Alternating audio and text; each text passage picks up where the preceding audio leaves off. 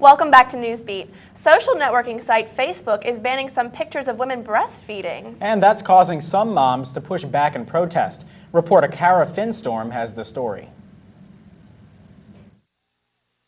So show me some of these pictures that are at issue here. Photographs of women breastfeeding, natural or obscene? The answer depends on who you ask.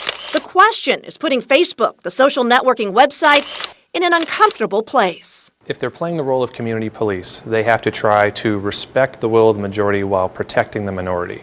And that's a tough line to walk. USC professor Dimitri Williams is talking about Facebook's ban and removal of certain breastfeeding pictures. Is it hard keeping up with this? Yeah, it is. Young mom Kelly Roman is leading an online protest, asking other mothers to post their breastfeeding pictures. It's a Facebook group called Hey Facebook Breastfeeding is Not Obscene, and when we first started, we only had a few hundred members, but within a couple weeks, we had like 20,000. For Roman, it's about changing the cultural norm. As long as pictures of women breastfeeding are still being classified as obscene, there are still going to be those small percentage of people who think it's nasty and obscene and going to send people dirty looks and messages. Breastfeeding group La Leche League says it's used Facebook as an educational tool. We actually have had to have photos specifically to show positioning. That kind of picture would help some mother that maybe lives out in a rural area, has internet connection, but doesn't have mothers in her community to go and talk to. How am I going to show that with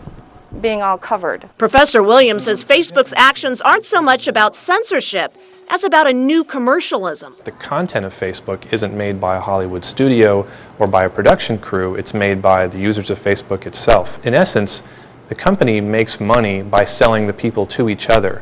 And if the people don't behave to each other the way that everyone would like to, the company can lose money. Facebook's management refused CNN's request for an interview, but did offer a statement saying in part, "We agree that breastfeeding is natural and beautiful, and we take no action on the vast majority of breastfeeding photos because they followed the site's terms of use. Photos containing a fully exposed breast do violate those terms." Facebook also says that almost all the banned photos were flagged by complaining users. A deepening recession isn't taking too much of a bite out of McDonald's. The #1 hamburger chain reported strong fourth quarter results. McDonald's said its net income for the quarter fell to about 87 cents per share. That beat estimates for each share by 4 cents. The CEO of McDonald's says the company plans to invest more than $2 billion. 1,000 new restaurants will be opened. McDonald's CEO also says they will be reinvesting in most all already existing locations. Unlike McDonald's, many other companies are not faring too well during our nation's economic troubles. Home Depot says it's getting rid of 7,000 jobs. The country's largest home improvement retailer says the current recession forced it to make the cuts. Home Depot reports that all full-time employees will receive at least a 60-day severance package. Those employees will also receive any bonuses earned for 2008 and a lump sum to help with medical costs. Home Depot spokesperson Ron DeFeo feels plenty of sympathy for the laid-off employees. Clearly, this is a tough day here. Anytime you make decisions that impact associates, it's never easy. We have a history of a very strong culture, and so the decision was not made lightly at all. DeFeo says that the majority of laid-off employees have been understanding and have a positive outlook for their futures. We have Alexandra Cranford here with us to tell us about the weather. Alex, I'm sure a lot of people on campus are so excited about this warm weather. How long is this streak going to last for? Well, it was warm today. We saw a lot of students in shorts out there, but we can expect a change starting tomorrow. I'll tell you more coming up next on Newsbeat.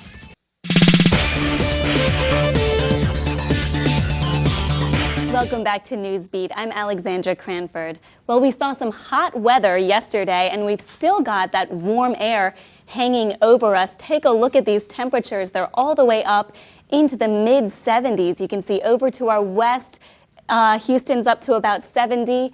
Over to our east, we've got Mobile up to 70 also, and closer to us, we've got New Orleans and Lafayette, both getting to highs at about 74 degrees. Here in Baton Rouge, our temperature has climbed even higher. We're up to a high of 76 degrees.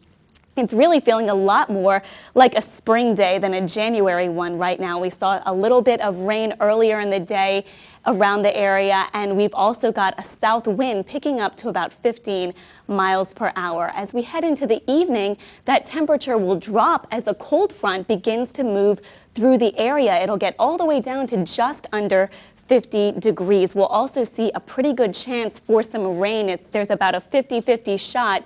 You might see some showers when you head out, so remember your umbrella if you go out this evening, and you'll want to keep that umbrella on you. For tomorrow also, we'll be seeing that cold front continue to move through, really get going, and it'll be getting down pretty chilly tomorrow. We'll start in the 40s and only get up into the low 50s throughout the day. We'll also see a pretty good chance for some rain. Let's take a quick look at what we can expect for the remainder of the week. After tomorrow, we won't see too much more rain threatening, but we will see temperatures staying low. High temperatures are expected to stay in the 50s each day this week, and we'll have really chilly evenings with temperatures dipping into the 30s each night. So today was really the last day of the warming trend. Once we hit tomorrow, it's back to dry winter weather with colder temperatures that will last us well into the weekend. And that's all for your weather today. Now it's on to sports with Hobie. Thanks, Alex. Coming up in sports, how 3 LSU seniors fared at this year's Senior Bowl, and the men's basketball team sought to get a win against a top 15 team. All that's next in sports.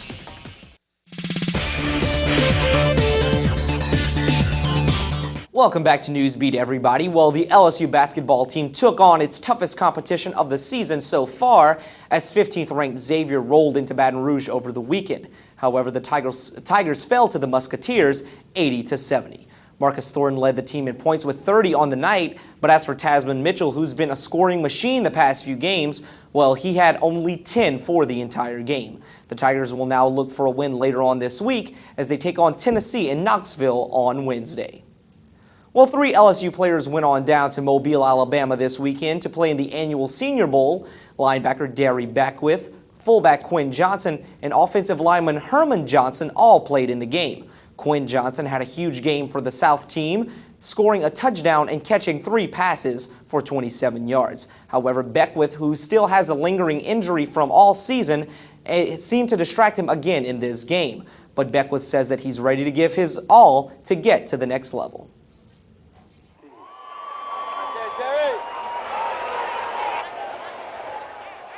Continue to work hard, go run well, the combine, do the drills well, and continue to interview well, and everything work good. Just continue to train, work out, rehab, and get better.